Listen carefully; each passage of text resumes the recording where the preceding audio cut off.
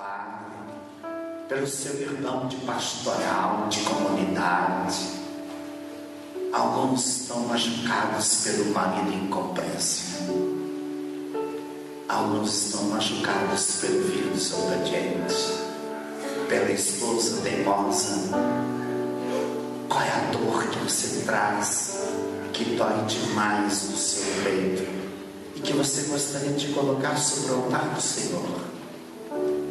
E quando o pão e o vinho for transformado no corpo e no seu sangue, também todas essas coisas ruins sejam transformadas em algo de aprendizado para mim, para você, para todos nós.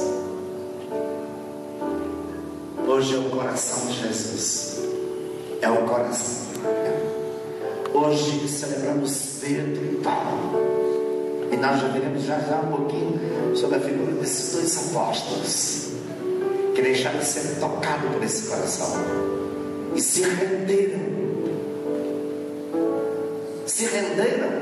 ao coração de Jesus. Se renda ao coração de Jesus nessa tarde.